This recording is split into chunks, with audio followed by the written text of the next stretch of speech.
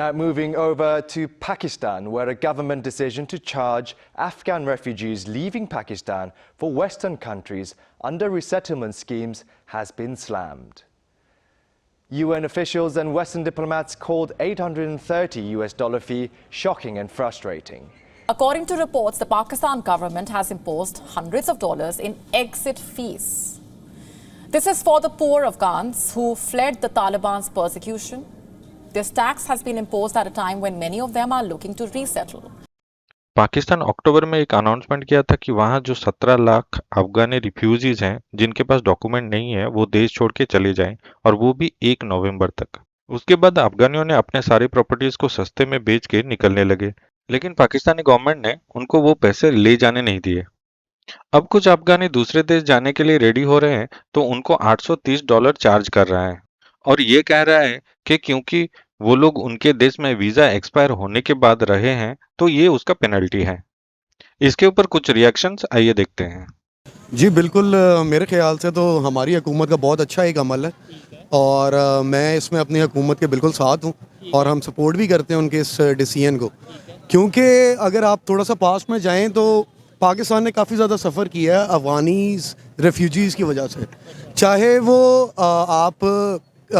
मैं अगर कह सकूं यूट्यूब के चैनल के थ्रू, चाहे वो स्मगलिंग के थ्रू हो, चाहे वो किसी टेररिस्ट एक्टिविटीज़ हो या किसी और किस्म की चीज़ हो जिसमें हम लोगों के अफगानी जो हैं वो इन्वॉल्व हैं। तो इसके हिसाब से तो जितना देखें, हम लोगों ने उनको सपोर्ट किया था for a very specific period कि वहाँ पे जंग लगी हुई थी तो हम लोगों ने उनको यहाँ पे रिहाइश वगैरह दी, उनको सपोर्ट किया।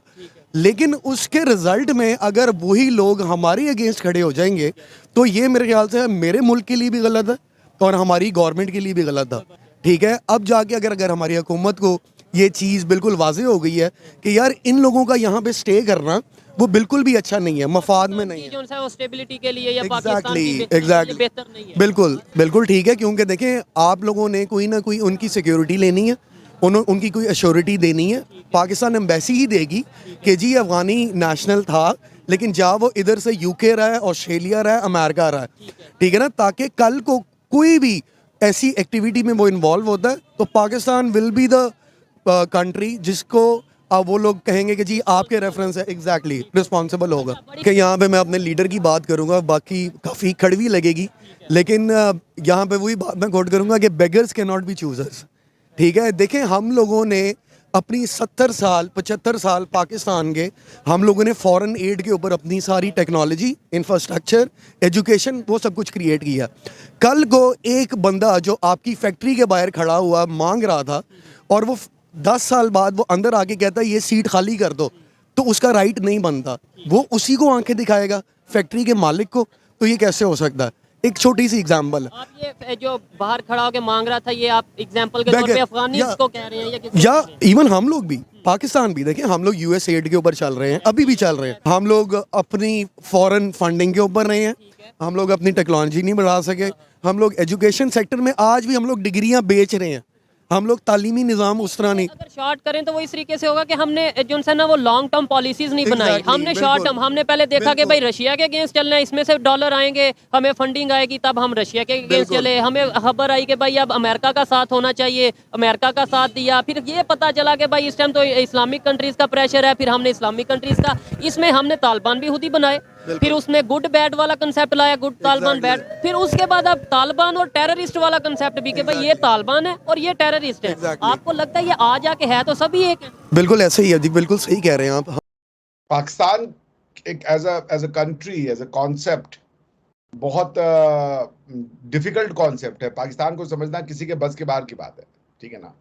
अब पैलेस्टीनियंस के लिए दहाड़े मार मार के आप रो रहे हैं, मतलब आपका बस चले तो आप चले ही जाएं पैलेस्टाइन में और यहूदियों के घर में जो है कैक्टस बो दे आप, ठीक है ना। दिल रो रहा है, आप लोग का खाना नहीं आप लोग खा पा रहे, इतना आपको प्रेम है पैलेस्टीनियंस ने। लेकिन पैलेस्टीनियंस को सबसे, यदि कहीं यहूदियों से भी ज्यादा पैलेस्टीनियन किसी ने मारे तो वो आपने मारे जियाउल हक के समय में।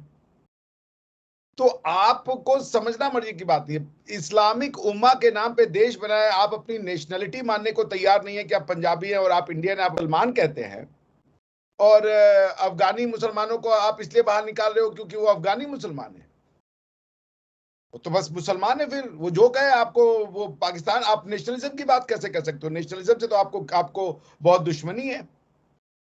तो वो अफगानी कैसे हो गए? वो मुसलमान हो गए। वो अपने आप को अफगानी कहे, बर्मीज कहे, वो रोहिंग्या कहे, वो सऊदी कहे, वो कुछ भी कहे, आपने तो ये मुसलमानों के लिए लैंड बनाया है ना। This is a land for मुसलमान। तो वो रेफ्यूजी कहां से हो गए? अपने घर में कौन रेफ्यूजी होता है? और आप उसके भी नहीं बन पाए जिसके बनने के लिए आप मरे जा रहे हो। वो भी आपको मुंह नहीं लगाते। अब आपको अरबों ने निकाल दिया भिखारी कह के।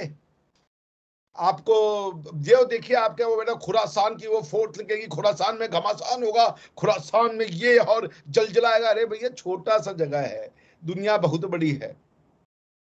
जब बता रहे हो लोगों को प्यार की बातें बताओ, ज्ञान की बात बताओ। नहीं, जब देखिए खुरासान में, खुरासान से हम परेशान हो गए भैया। खुरासान का ये घमासान कब बंद होगा, ये सोच सोच के हमारी जो है वो मैं एक दिन सुना था एक आपके सज्जन को, वो बोले जा रहे हैं खुरासान में वो फोर्सेस निकलेंगी और ऐसा होगा, जलजला आएगा, एक तरफ पूरी दुनिया होगी, एक तरफ हम होंगे, और ये कर देंगे और वो कर देंगे। भाई मुझे लगा 5 मिनट के बाद कि कोई अगर ना मिले तो मैं ही खुरासान चला जाऊं, आज कुछ करूं यार। मैं इतना मोटिवेटेड हो गया। हद हो गई है। क्या आपका सप्लाई है दुनिया को? क्या दे रहे हैं आप? 70 साल से पाकिस्तान बना के गधे, क्या दे दिया दुनिया? ना ना ना ना, भिखारी।